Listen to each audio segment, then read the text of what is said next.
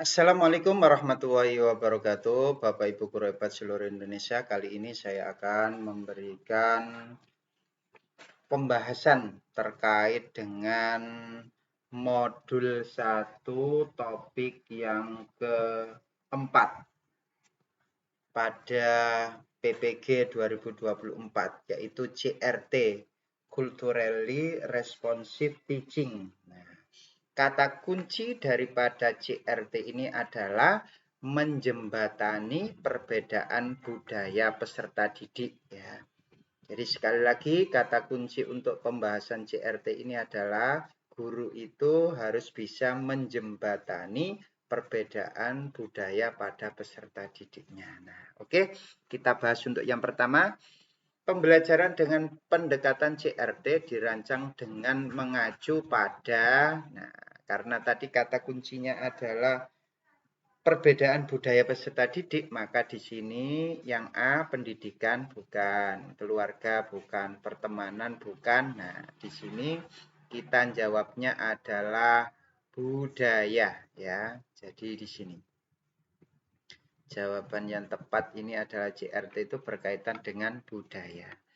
Kemudian yang kedua, pembelajaran dengan pendekatan CRT mempertimbangkan komponen berikut sebagai alat pembelajaran yang lebih baik, kecuali. Nah, jadi CRT ini Bapak Ibu yaitu mengintegrasikan, yaitu kebiasaan, karakteristik peserta didik ya. Nah, coba kita lihat di modulnya yaitu halaman 59 Bapak Ibu. Di situ nanti ada penjelasan terkait pertimbangan komponen apa saja yaitu sebagai alat pembelajaran yang lebih baik ya. Halaman 59. Kita lihat ya di sini ya. Nah,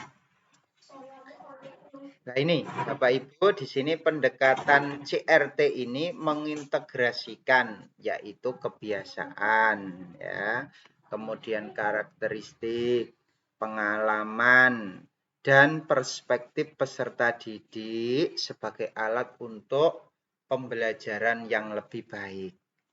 Jadi, kalau lihat di sini Bapak Ibu, maka jawaban yang tepat adalah dari sini kebiasaan oke, masuk ya. Karakter masuk, karakteristik masuk, pengalaman juga masuk, perspektif juga masuk. Jadi ini mengintegrasikan ini ya, kebiasaan, karakter, pengalaman, perspektif. Jadi yang kecuali adalah yang prestasi ya Bapak Ibu. Kecuali prestasi. Kemudian yang ketiga, komponen pembelajaran yang dapat melewatkan pertimbangan latar belakang budaya peserta didik.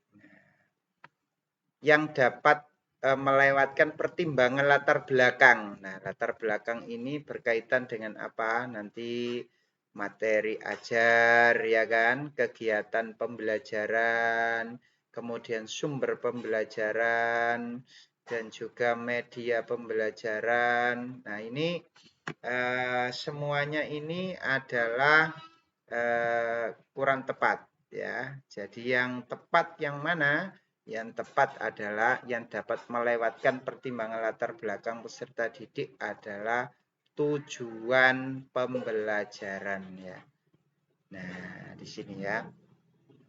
Jadi komponen pembelajaran yang dapat melewatkan pertimbangan latar belakang peserta didik adalah tujuan pembelajaran ya. Oke, yang selanjutnya guru perlu memiliki kesadaran multikultural yang kritis. Untuk apa itu? Nah, di sini menguji nilai budaya secara objektif. Oke, betul ya. Jadi kesadaran multikultural ini berkaitan dengan budaya, Bapak Ibu ya. Nah, di sini secara objektif betul, kepercayaan secara objektif betul, memberikan kepekaan yang lebih besar terhadap sejarah betul, mengembangkan keterampilan interpersonal yang baik betul. Nah, jadi kalau betul semua berarti di sini jawabannya adalah yang E ya, Bapak Ibu. Oke, baik. Selanjutnya yang nomor 5. Manfaat dari pembelajaran dengan pendekatan CRT adalah kecuali. Nah, di sini ada kata kecuali. Manfaat CRT itu satu, memotivasi ya. Meningkatkan keterlibatan peserta didik ya. Meningkatkan keterampilan sosial emosional ya. Meningkatkan kepuasan peserta didik ya.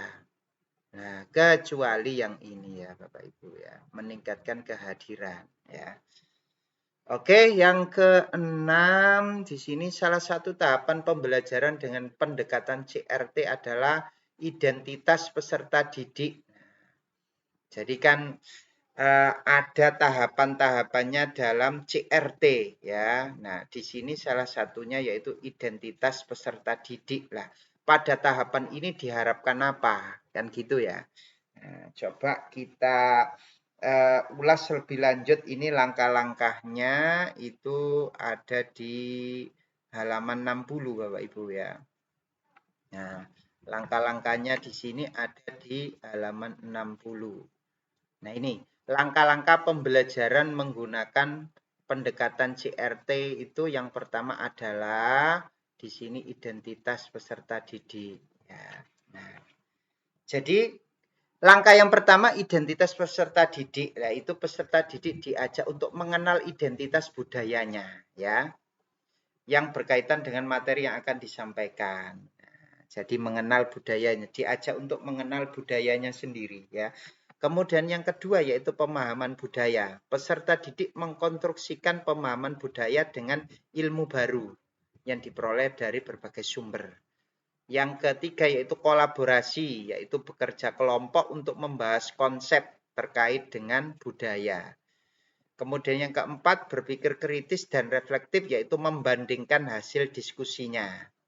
Ya, terus konstruksi transformatif, yaitu menyajikan pemahaman mereka melalui proyek. Nah, ini tahapannya. Nah, yang ditanyakan tadi adalah identitas peserta didik, berarti peserta didiknya itu nanti diajak untuk mengenal identitas budayanya ya.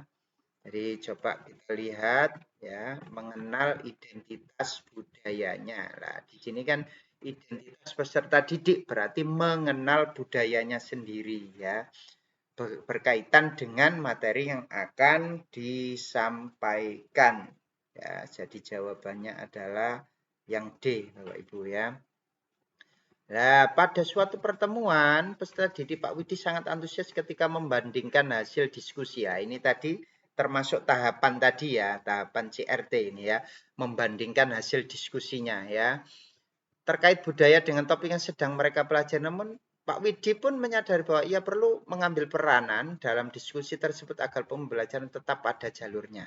Dalam hal ini Pak Widi dapat berperan sebagai apa? Kalau dia ingin mengambil sebagai peran, maka Pak Widi di sini adalah sebagai fasilitator, memfasilitasi ya, sebagai fasilitator. Nah, oke.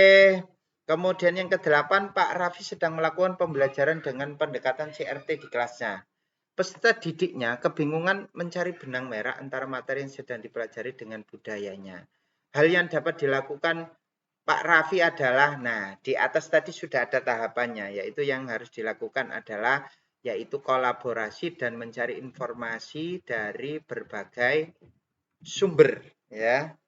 Jadi di sini kita harus mengkolaborasi ya, berkolaborasi peserta didik tersebut kemudian mencari informasi dari berbagai sumber. Jadi jawabannya ini ya Bapak Ibu ya. Jadi kalau kebingungan itu berkolaborasi, masa kebingungan disuruh memecahkan sendiri ya. Kemudian mencari di buku teks ya. Terus mencari jawaban pada warga sekolah. Nah, ini ya. Berdiskusi bila masalah belum terpecahkan langsung diberi solusi. Nah, ini kurang tepat ya. Yang tepat adalah yang ini ya. Jadi saling berkolaborasi dan mencari informasi dari berbagai sumber. Kemudian yang nomor 9, Dava adalah seorang peserta didik asal Kalimantan. Dia mengikuti orang tuanya pindah ke Bandung. Nah, teman-temannya ini mayoritas sukunya adalah Sunda. Dava merasakan kesulitan beradaptasi karena perbedaan budaya. Berikut yang dapat diprioritaskan guru untuk membantu Dava, kecuali.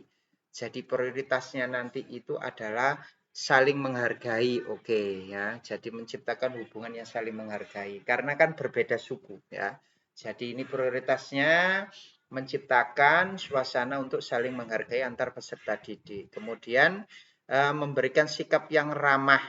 Nah, untuk membuat ia merasa nyaman. Jadi kita menciptakan suasana yang ramah dan aman ya. Kemudian memberikan sambutan yang baik, ini prioritasnya ya.